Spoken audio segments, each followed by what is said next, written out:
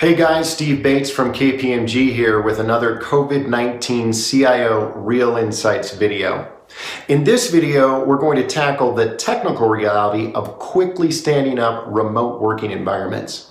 If you have any questions on any of these topics, click the link on your screen to get connected to one of our subject matter experts who can immediately provide advice and help you think through the right solution for your circumstances. So let's assume you have already or are in the process of instituting your business continuity plan. Getting the entirety of your extended enterprise access to the critical assets they need is no small task. So to that end, we've pulled together a punch list of questions to ensure we've thought holistically about what to do immediately. So let's start with your infrastructure. Question 1. Have you scaled your VPN concentrators, your portals, and gateways to handle the large number of colleagues who will need to work remotely? Enterprise VPNs may have capacity issues with not being able to accommodate many users connecting at once. Keep in mind that most bandwidth requirements in the office are modeled on outbound traffic, but implementing remote work flips that model, requiring increased network capacity to handle inbound traffic.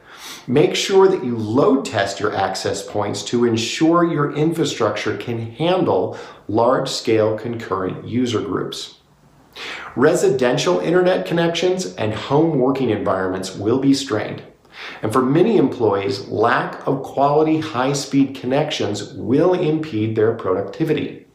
So consider provisioning higher speed 4G routers, Wi-Fi signal boosters, or supporting the purchase of higher speed plans for employees. Keep in mind, your procurement processes might not be designed to handle this, so consider how you might allow employees to quickly pay for authorized things on their own credit cards and establish a reimbursement policy. Are there single points of failure in the infrastructure, and can you provide any additional resilience immediately? This is the time to get serious about testing your redundancy plans and prioritizing any updates that will help stabilize the environment. So next up is access. Once you've identified who needs remote access and the systems they'll interact with, there are still a few key considerations. Question: do you need to relax access control policies or provide additional remote login accounts or credentials? Again, prioritize who needs remote access and to what level. Resist over-provisioning. Have you considered the potential key suppliers, the contractors, and third parties who will need access, and the additional scale that will bring in? You might want to consider segmenting this population and prioritizing your most critical suppliers and partners first, and determine only key personnel needing access from those groups. Are your critical systems, like your ERP, configured to allow remote access to critical data? Have you considered the regulatory implications of remote data access, including things like GDPR, CCPA, contractual obligations, etc.? Let's quickly move to support. Is there sufficient help desk capacity to handle any queries from users who are unable to log in or are unfamiliar with remote working? You can expect an immediate spike in support queries, so redeploying resources, self-service capabilities, and dedicated menu options to speed up resolution on things like access, mobile, or critical applications is essential. Can you shift to remote help desk operations in the event that help desk staff have to work from home? If outsourced, have you already discussed call center continuity with your provider? And with potentially limited support teams, have you considered the ability to whitelist only specific critical applications or services during this period and block all non-essential services? Also, consider the personas across your user base. Some of these personas need to be treated as mission critical. This means establishing faster service levels, creating white glove or concierge groups for faster response times, and evaluating the incident response process for the applications associated with these personas that can significantly impact business productivities. Let's spend a few minutes on end user productivity.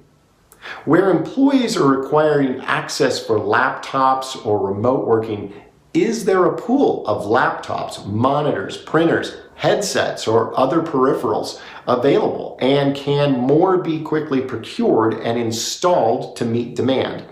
And how should allocation of those assets be prioritized? And in cases where the pool of equipment is limited, have you considered how to access essential services like email or file shares? It could be shifted to alternative access solutions like web-accessible Office 365 and OneDrive versus device-dependent applications.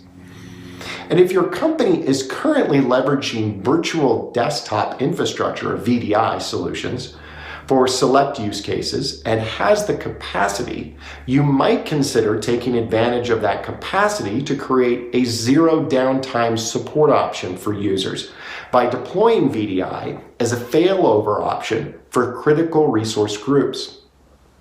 Next up is a hot topic, it's collaboration tools.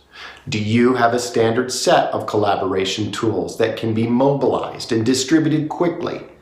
It is likely that your company has many tools that handles things like chat, email, file sharing, knowledge management, workflow, video, text, mobile, and telephony. The key here is quickly standardize on a suite of secure, scalable solutions that are easy to use. And just because you have the tools, that doesn't mean your workforce knows how to use them. Have you developed the right enablement, training, and support resources to help newly remote workers understand how to log in, navigate, and do work in a different way? And with so many meetings switching to calls, do you have limitations on video and audio teleconferencing bridges?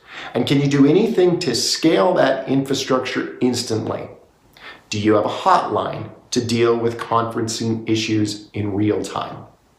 So that is a lot of immediate considerations just on the technical basics of standing up a mobile workforce.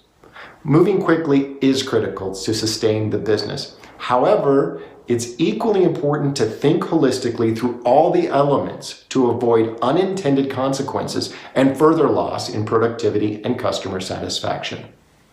We've got a lot more short videos coming your way on IT communication, cloud, cybersecurity, IT financial management, cost takeout, and more. Remember, at any time, if you need help, just click the link on the page and get connected to an expert for more advice and support on your situation. Until next time, thanks for watching and stay healthy.